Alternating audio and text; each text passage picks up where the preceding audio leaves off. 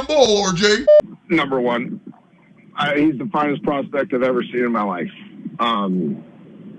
I was with Aaron Rodgers when he was in college, threw with them in the offseason, not even close to Tua at that stage of their careers. Now Aaron's progressed rapidly when he got into the NFL. I've never seen, besides Dan Marino and Aaron Rodgers to this day, throw a ball better than Tua. Come on. Checks all the other intangible boxes. He's got a thick body, thick joints. He needs to learn to play on time better. He does have the Superman complex where he thinks he can make a Superman play out of every play, kind of like Cam Newton. I think that can be trained out of him. I know we trained it out of him in one summer. But if I was an NFL GM or if I was a head coach in the NFL, I'd be begging on my knees for my management to draft Tua or find a way to draft him. I can't say enough things about. He's a one percenter.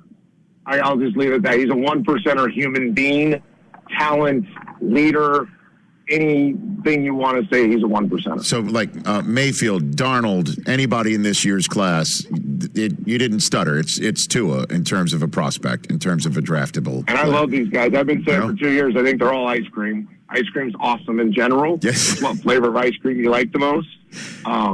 But Tua to me is like the ultimate ice cream on crack. Like it's the greatest thing you've ever tasted. Not that I've done crack, but I think he's everything you could ever want. And I know the last visual we all have of Tua is playing his worst game of his life. He'd be the first to tell you that. I wouldn't want to play against Tua this year. So that was Trent Dilfer on the Rich Eisen show talking about Tua Tagovailoa, where we talked about how thick his joints are. I got thick joints. Never seen anybody throw a better ball. I mean, I can throw the ball about 40 yards. And we got him comparing him to crack and ice cream. Look, I'm a recruit, Nick. I cover recruiting. I get it. We always try to come up with similes and metaphors and allegories to try to tell our stories about why these kids are good and why they're going to be great and awesome.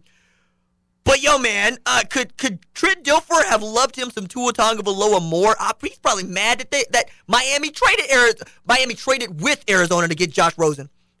Like, I don't even think Tua's going to be the best quarterback next year. No. It's going to be Trevor Lawrence. And we're talking about Tua Tagovailoa, who his daddy taught him to throw left-handed. Said, you're going to learn to throw this ball left-handed, and you're going to be a quarterback. And we're going to move the whole family to Tuscaloosa so that we get to be there for your development. And he's right. Dude does play hero ball. Like, dude will sit there and load up and try to throw deep. I guess if you get away with it, you get away with it. And with those Alabama receivers, cool. But I'm waiting on people to give the same argument to Tua Tagovailoa that they're giving to Kyler Murray, which is, do you see the number of weapons that he had?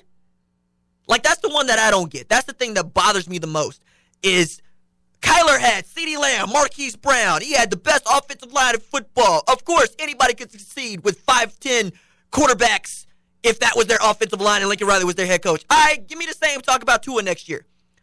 Tell me about how that dude has one of the best offensive lines in football. Tell me about Jerry Jeudy, Henry Ruggs, Najee Harris. Tell me about Trey Sanders, who's one of the top running backs in the country that committed and signed this year. Bring that same energy. I'm just not buying it. And I get it. Trent Dilfer, he's quarterback dude. That Elite 11, that's what you're doing. But, Corey, do you want Tua Tagovailoa as your quarterback next year? Man, look, Trevor Lawrence, I can go look at the draft and study all these guys coming out next year. I'm pretty sure I can find somebody comparable to Tua. Now, that's not knocking Tua, but when he says Dan Marino and Aaron Rodgers are the only two that he's seen, bro, did you see Patrick Mahomes last year throw the ball? Have you ever seen Baker Mayfield throw the ball? Baker led the league last year in tight window throws. He was number one in throwing the guys covered, like putting it on the money. And that was a rookie Baker Mayfield. So let's pump the brakes on Tua being the best thing since sliced bread or crack ice cream or whatever he said. Crack ice cream is an all-timer. Crack ice cream is an all-timer. But, bro, you can't say, no, there's too many great quarterbacks over the years. I'm sorry. And like you said, the talent. He had 4 receivers that are, like, top-notch receivers. He had the Biletnikoff Award winner on his roster, and he had one of the first tailbacks taken off the board as his third-string running back. People forget that. Josh Jacobs was not the starter at Alabama. You know, and people still believe that Najee Harris might end up being better than Damian and Josh Jacobs. But that's a dude that got first world problems in the football world, right?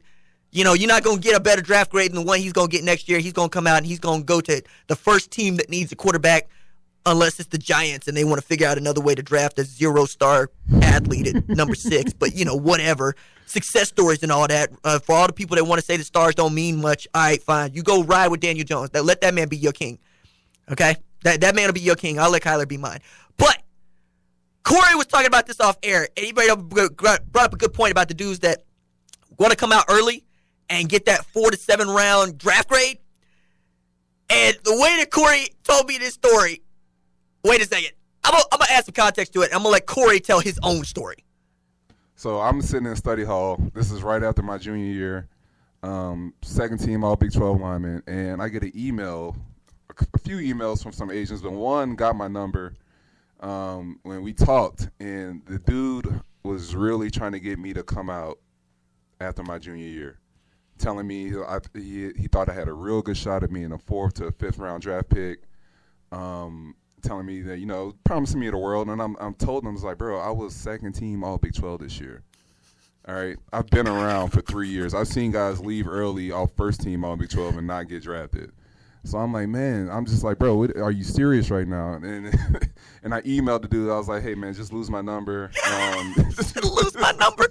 He said lose my number. I sent it to him in the email. That's the true story. I wish I could find the email, but I told him lose my number.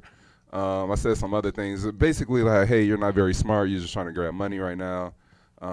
Me trying to talk sense into the agent, like, dog, like, you know, this is not smart. You trying to get me to come out. And my draft grade was 6th to 7th round. Had I come out that year, so I'd have been a non-draft pick. So, dude was in Corey's ear as an underclassman, all Big 12 second team selection, talking about you should come out early. It's like, nah, man, I got a 6 to 7. I'm not coming out early. And I would have been like, man, that was cold blooded with the whole lose my number in email. Now that's emailed them. That's number. That's Dame Lillard cold blooded. I love that story. But also, why would you you come back to that agent? Yo, man, you want 3% of 55,000?